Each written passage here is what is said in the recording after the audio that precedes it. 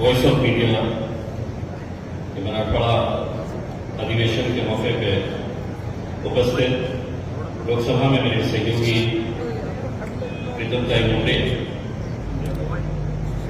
जिस शख्स ने इतने बड़े काम को अंजाम दिया कि देश भर के पत्रकारों को एक प्लेटफॉर्म के ऊपर लेकर आना, वो मेरे भाई संदीप काले साहब। यहां पर मौजूद दो नौजवान पत्रकार जिनके साथ मैंने पत्रकारिता की शुरुआत की थी, मंदार से आज से कई साल पहले G24 दास के अंदर हम लोग दोनों साथ में पत्रकार बन के काम करते थे। मंदार उस वक्त मेरा बॉस था, बहुत ज्यादा बॉसिंग करता था। एक और नौजवान साथी विलास बड़े, मुझे मालूम नहीं है कि मोदी जी ने एक नारा दिया है कि देश के अच्छे दिन आने वाले हैं, लेकिन ऐसे नौजवानों को जब मैं देखता हूं, मंदार खनसे और विलास बड़े जैसे पत्रकारों को देखता हूं, तो यकीनन देश के और पत्रकारिता के अच्छे दिन आए हैं इन लोगों की वजह से। इस प्रोग्राम के अंदर मौजूद जनाब मुफ्ती हारून नकवी साहब, जो राष्ट्रीय अध्यक्ष है उर्दू मीडिया के, साथ ही साथ यहाँ पर अनिल भस्के साहब, दिव्या पाटिल मैडम और बहुत सारे पत्रकार जिनके नाम यहाँ पर लिखे गए हैं, लेकिन मैं सबका नाम ना लेते हुए सिर्फ इतना कहना चाहता हूँ कि अभी अभी प्रीतमताई ने कहा कि वो जल्दी इस वजह से नहीं आ सकी कि आज मन की बात उन्हें सुनना था। मैं प्रीतमताई को ये कहना चाहता हूँ, इतनी मरतबा हमने आपके मन की बात सुने हैं, एक मरतबा उनसे कहिएगा कि हमारे दिल की बात भी सुन ले। और विशेष तौर से पत्रकारों के दिल की बात तो एक मरतबा सुन ही लीजिए। आप पत्रकारों के सामने आते नहीं है और बात नहीं करते हैं, हमारी भी बात कभी सुन लिया करिए। मुझे इस बात की खुशी है कि यहाँ पर संदीप ने जब मुझे बुलाया था तो उसने बड़ा जोर दिया था और ये कहा था कि मुझे यहाँ पर आना इसलिए जरूरी है क्योंकि मैं आप ही की बिरादरी से ताल्लुक रखता हूँ। और यकीन मानिए, अगर मैं पत्रकार नहीं होता, 24 साल की पत्रकारिता अगर नहीं करता, तो शायद राजनीति के ये 9 साल मैं टिक नहीं पाता। अगर मैं टिका हूं राजनीति के अंदर तो सिर्फ इस वजह से कि मेरा बैकग्राउंड कहीं ना कहीं आप लोगों से जुड़ा हुआ था, मैं पत्रकार था, इस वजह से राजनीति के अंदर आया। तो इसीलिए यहाँ पर जितने भी पत्रकार आए हैं वो ये मत समझो कि जिंदगी भर मुझे पत्रकार ही रहना है। ये सोच लो कि अगर मैं पत्रकार हूं और इम्तियाज जलील पत्रकार होकर आमदार बन सकता है, इम्तियाज जलील पत्रकार होकर खासदार बन सकता है, तो मैं भी बन सकता हूं। ये सोच लेकर कहता हूं, क्योंकि अगर हिम्मत है, हौसला है, आज के जिस दौर के अंदर हम गुजर रहे हैं वो आप अच्छी तरीके से समझ सकते हैं कि किस दौर से हम गुजर रहे हैं और उस दौर के अंदर पत्रकारों का रोल क्या होना चाहिए, पत्रकारों को किस तरीके से काम करने की आज वक्त की जरूरत है। मैं पिछले हफ्ते लोकमत के Maharashtrian year of the year award के अंदर मौजूद था, जिसके अंदर राज ठाकरे साहब का जब इंटरव्यू लिया जा रहा था, पत्रकारों के बारे में उनसे पूछा गया था, तो मैं राज साहब के बहुत सारे बातों से मेरे मतभेद रहते हैं। ये लोकतंत्र की खूबसूरती है कि आप मेरी बहुत सारी बातों से इत्तेफाक नहीं रखते, मतभेद रहते हैं, यही इस देश की खूबसूरती है। लेकिन उस दिन राज साहब ने जो बात कही पत्रकारों के बारे में, मैं भी पूरी तरीके से उस बात से सहमत हूं। और उन्होंने ये कहा कि आज का जो पत्रकार है, जो नौजवान पत्रकार है, उसके अंदर एक तड़प है कुछ न कुछ अच्छा करने की, वो कुछ न कुछ अपने इस माध्यम के जरिए कुछ अच्छा करना चाहता है। लेकिन उन्होंने एक बात कही कि उनका मालिक जो है वो बिक चुका है। और कहीं ना कहीं ये बात हमें कबूल करनी चाहिए कि इस लोकतंत्र का अगर एक चौथा स्तंभ को ही अगर हम कमजोर कर देंगे तो ये लोकतंत्र कैसे टिक पाएगा। अगर आप ये कहेंगे कि इस देश के अंदर विपक्ष रहना ही नहीं चाहिए, तो वो लोकतंत्र कैसा रहेगा, वो तो हुकुमशाही हो जाएगी। लोकतंत्र का टिकाव हुआ है हमारे इस देश के अंदर, तो वो चौथा जो स्तंभ है, जिसे हम मीडिया कहते हैं, जिसे हम प्रेस फ्रीडम कहते हैं, वो अगर कमजोर हो गया तो आप सोचिएगा ये लोकतंत्र किस तरफ जा रहा है, लोकतंत्र को कितना खतरा हो रहा है। इसीलिए आज जब वॉइस ऑफ मीडिया जैसे एक ऑर्गेनाइजेशन अपने तौर के ऊपर खड़े रहता है, एक दूसरे को ताकत देने का काम कर रहा है, मैं नहीं समझता हूं कि संदीप साहब आप अपने देश भर के पत्रकारों को एक साथ जमा किए हैं, तो आपका मकसद ये नहीं है कि आप उन्हें एक इंश्योरेंस कार्ड दे रहे हैं, वो भी बहुत जरूरी है, आप उनके बच्चों को स्कूल बैग दे रहे हैं, लेकिन सबसे बड़ा काम आप इस संगठन के जरिए जो कर रहे हैं कि अगर कोई पत्रकार के साथ नाइंसाफी होती है तो उसको ताकत देने का काम ये संगठन कर रहा है, और वो बहुत जरूरी है। वरना हो क्या रहा है, आज कोई भी कंफर्म एम्प्लॉय बनकर काम नहीं कर रहा है, सब कॉन्ट्रैक्ट बेसिस के ऊपर काम कर रहे हैं। उसका नतीजा क्या हो रहा है कि मालिक को अगर आपकी स्टोरी पसंद नहीं आई तो वो दूसरे दिन कहेगा कि कल से तुझे आने की जरूरत नहीं है। वो कहीं पर भी जा नहीं सकता क्योंकि कॉन्ट्रैक्ट के ऊपर है। तो कॉन्ट्रैक्ट के ऊपर कैसी नाइंसाफियां हो रही हैं या आप अच्छी तरीके से समझ सकते हैं। तो ऐसे मौके के ऊपर, ऐसे वक्त के अंदर वॉइस ऑफ मीडिया जैसे संगठन एक साथ मिलकर अगर आ रही है और ये कह रही है कि तुम्हारी दुख के अंदर मैं खड़े रहूंगा, तुम्हारी तकलीफ के साथ मैं खड़े रहूंगा, तुम्हारे साथ नाइंसाफी हो रही है तो मैं तुम्हारे लिए लड़ूंगा, ये भावना के साथ अगर इतने सारे पत्रकार यहां पर इकट्ठा होते हैं तो सिर्फ ऐसे ही इकट्ठा नहीं हुए, उन्हें ये मालूम है कि इस संगठन के जरिए कुछ न कुछ अच्छा काम हो रहा है, इसीलिए आज यहां पर आए हैं। दोस्तों, आज के दौर में सच बोलने की बहुत जरूरत है और आपको ये मंत्र हमेशा जपते रहना है। अगर पत्रकार अगर अपने रास्ते से भटक गया तो क्या उसका नतीजा हो रहा है। आज कोई भी बड़े दुर्भाग्य के साथ ये कहना पड़ रहा है, ये सच्चाई है। उसी इंटरव्यू के अंदर राज ठाकरे साहब ने यह भी कहा था कि एक आखिरी जो पिलर था बचा हुआ, एक आखिरी जो पत्रकारिता की एक अच्छी एक इंस्टीट्यूशन बची हुई थी एनडीटीवी के रूप में, उसे भी अदानी साहब खरीद लेकर गए।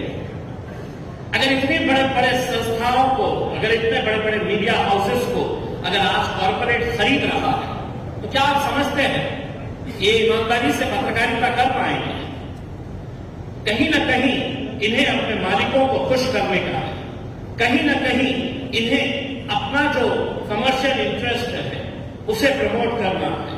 इसी वजह से आज सबसे पहला काम जो किया गया वो ये किया गया कि मीडिया को हम कैसे अपने हाथ में ले सकते हैं, और ये काम सरकार या तो खुद कर रही है या उनके जरिए जितने भी कॉर्पोरेट इंटरेस्ट रखने वाले लोग हैं वो कर रहे हैं।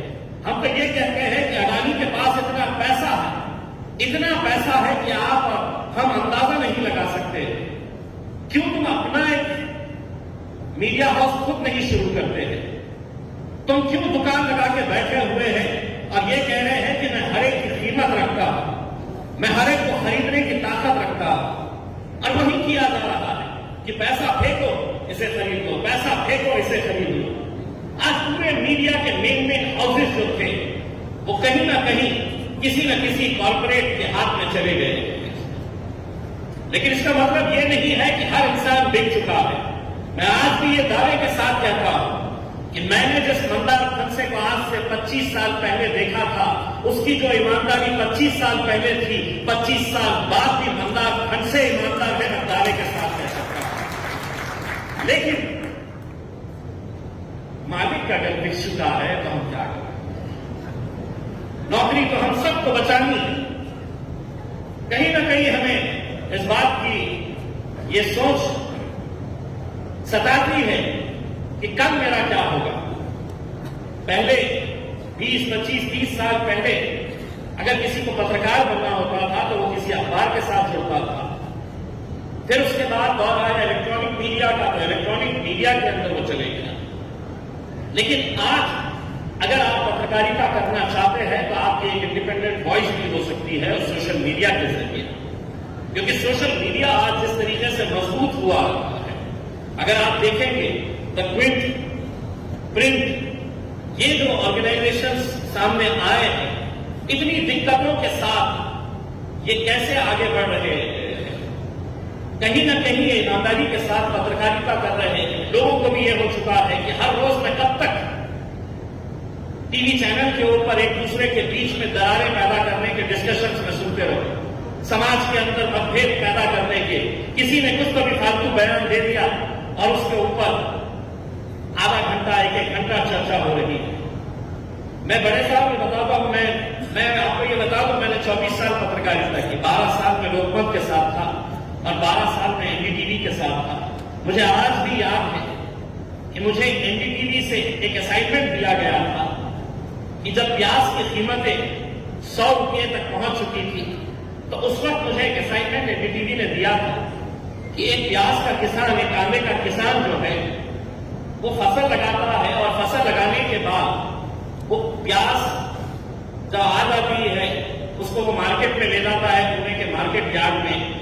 वहां पे कौन सा व्यापारी खरीदता है, कितने में खरीदता है, फिर छोटा व्यापारी उसे खरीदता है और वो कितने में खरीदता है, और आखिर में जाकर घर तक एक प्याज पहुंचती है तो उसकी कीमत क्या होती है।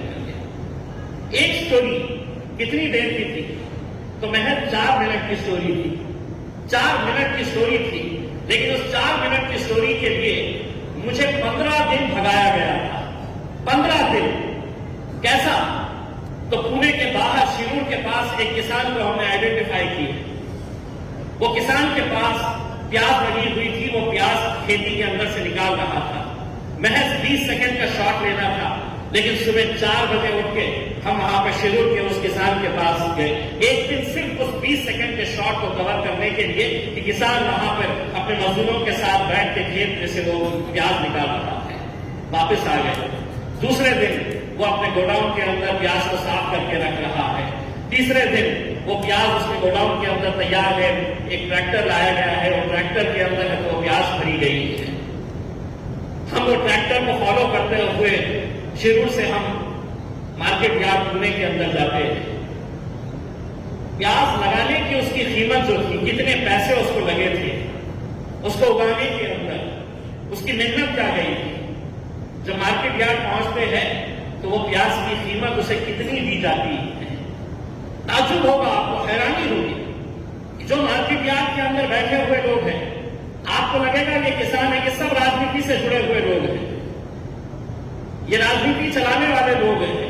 उस गरीब किसान को कितना पैसा दिया गया, धन्ना सेठ ने वहां पर व्यापारी ने कितने में वो प्याज खरीदा, फिर छोटे व्यापारी को कितने में दिया, और घर पहुंचते पहुंचते वो प्याज की कीमत क्या हो गई।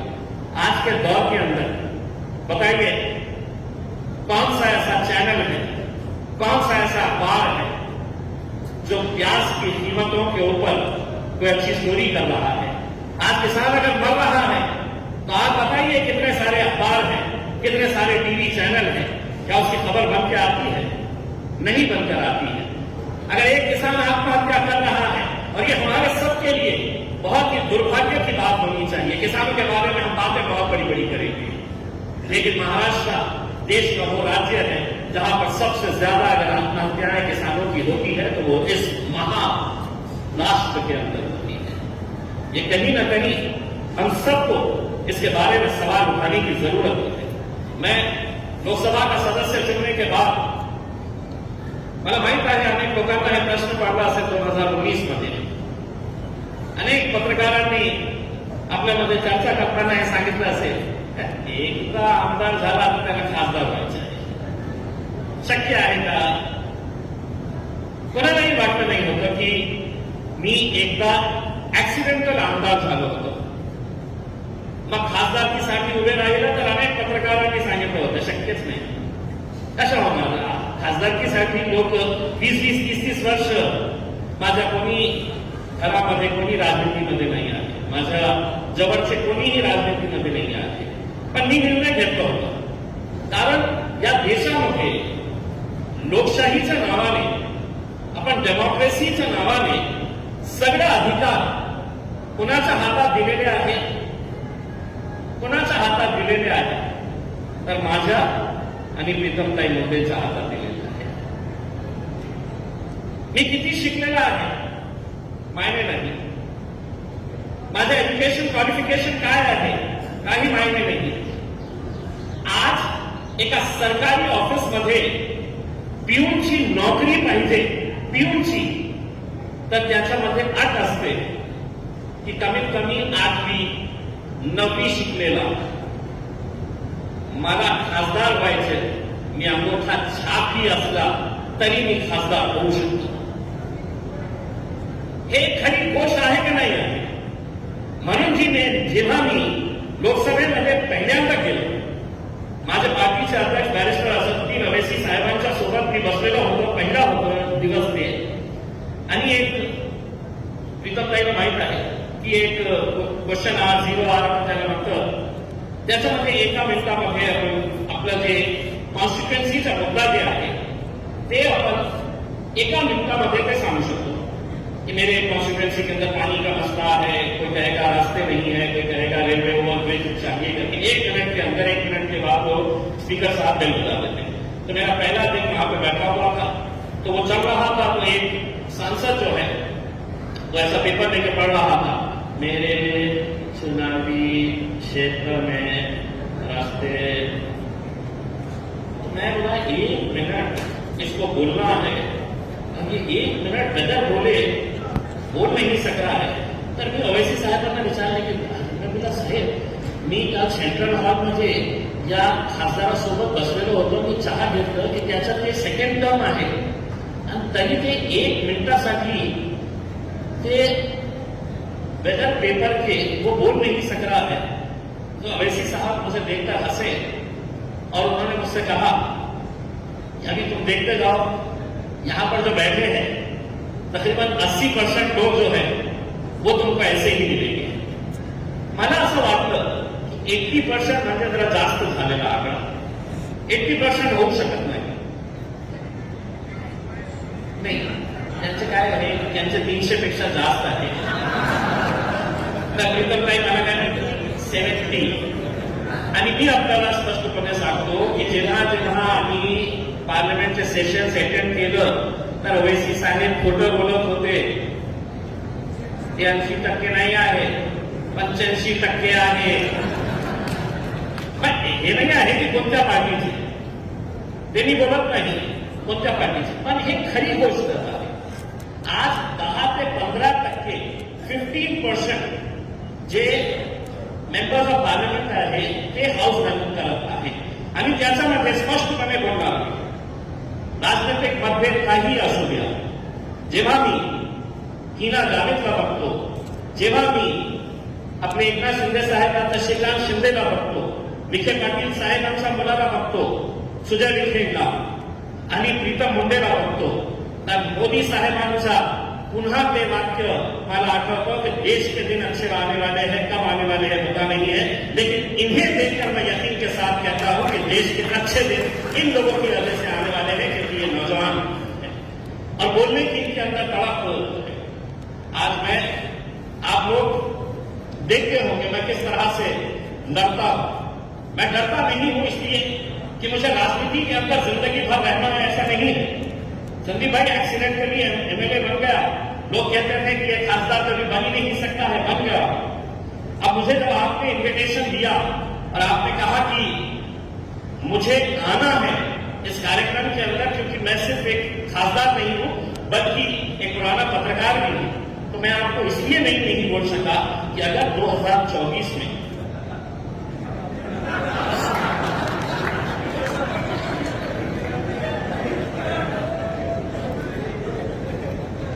मैं मेरे शहर के अंदर डाकुओं से घिरा हुआ हूं, तो 2024 में अगर कुछ उलटफेर हो गया तो मंदार से जिंदाबाद है चान्स. आणि तेही चान्स माझा संपलेला आहे.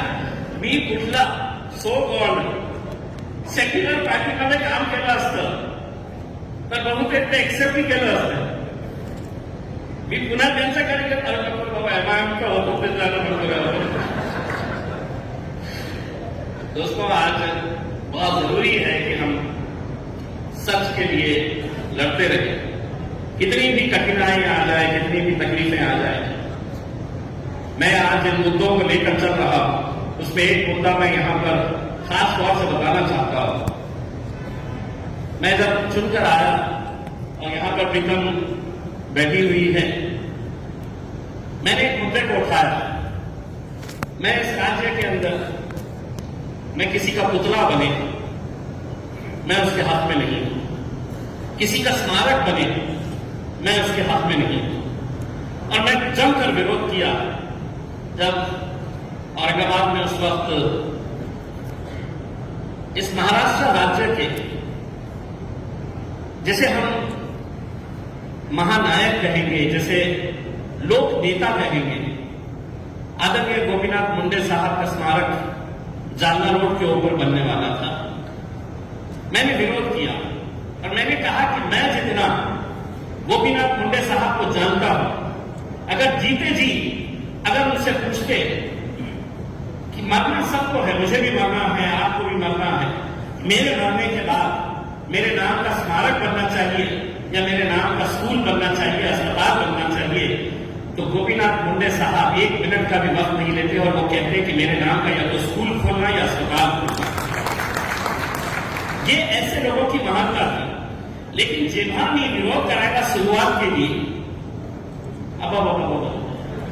काय शिव्या मला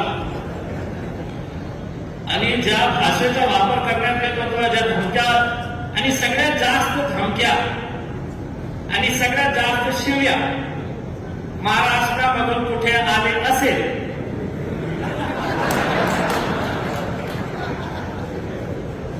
इतकं शिव्या बीड आंबेजोगाई परली, तरी सुद्धा मी माझा जे निर्णय होता त्याच्यामध्ये काही बदल केले नाही। मी कोर्टात केलं, एक PIL फाईल केलं की माझ्या शहराला, माझ्या जिल्ह्याला एक हॉस्पिटल पाहिजे।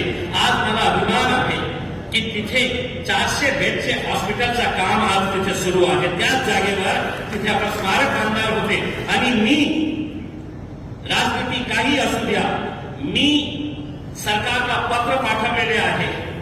मी जेव्हा उद्धव ठाकरे साहेब मुख्यमंत्री होते त्यांना पत्र पाठवले आणि हे एकनाथ शिंदे साहेब आणि देवेंद्र फडणवीस साहेबांनाही मी पत्र पाठवलेलं आहे की आता ज्या ठिकाणी स्मारक होणार होतो तिथे एक हॉस्पिटल सुरू होत आहे, त्या हॉस्पिटलचं नाव आदरणीय गोपीनाथ मुंडे साहेबांच्या नावाने ठेवायला पाहिजे।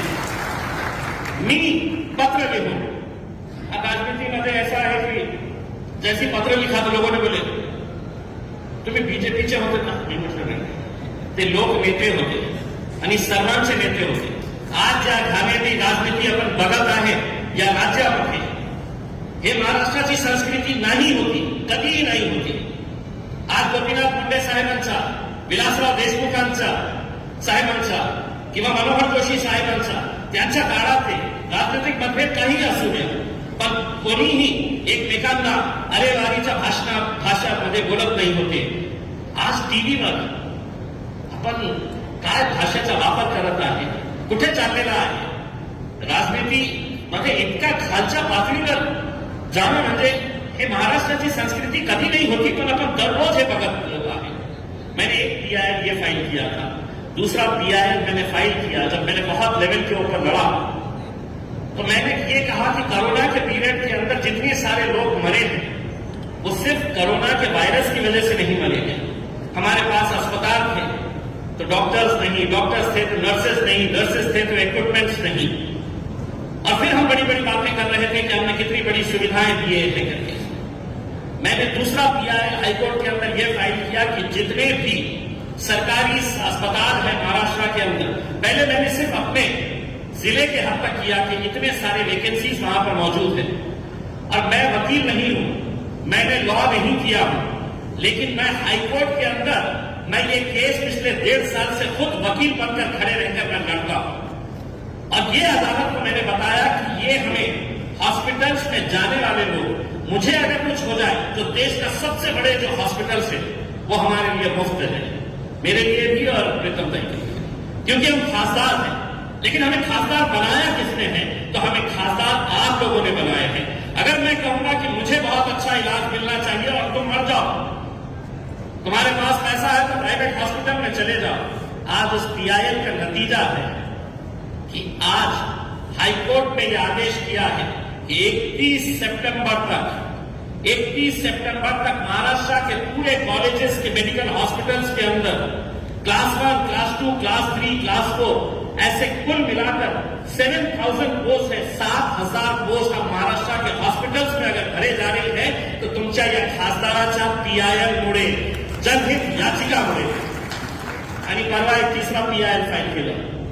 हे जे कॉन्ट्रॅक्ट वर्कर्स जे आहेत, आपणही कॉन्ट्रॅक्टर असेल, ऑर्गनायझेशन एका ठेकेदाराला, ते ठेकेदार कोण तर त्या अधिकाऱ्याच्या कोणता नातेवाईक, कोणत्या व्यक्ती पुढारीचा मामा, भाजा, भतीजा, महानगरपालिका त्या कामगाराला 20,000 रुपये देतो। ते ठेकेदार त्या कामगाराला किती पैसे तर 20,000 मधून 8,000, 10,000 कापून त्याला फक्त 10,000 रुपये। पीएफ नाही, ईएसआयसी नाही, इन्शुरन्स नाही, काही नाही।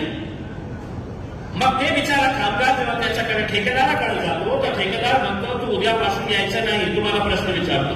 मग अधिकारीकडे जेव्हा ते जातो तक्रार घेऊन तर अधिकारी म्हणतो की तुझं नावच नाही आहे, तू आमचा कर्मचारी आहेच नाही। मग ते काय करणार?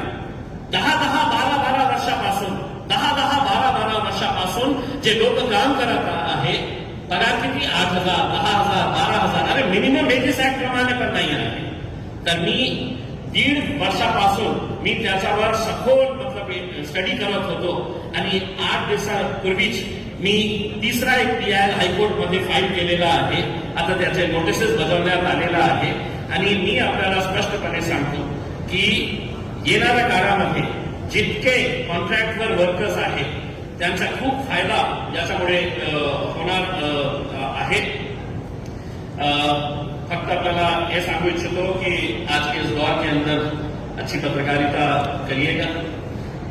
पत्रकारों की वैसे भरमार हो चुकी है, बहुत पत्रकार हो चुके हैं और एक नया दौर भी आ गया है यूट्यूब वाले तक पत्रकार जो सिर्फ मोबाइल लेके जो चल रहे हैं।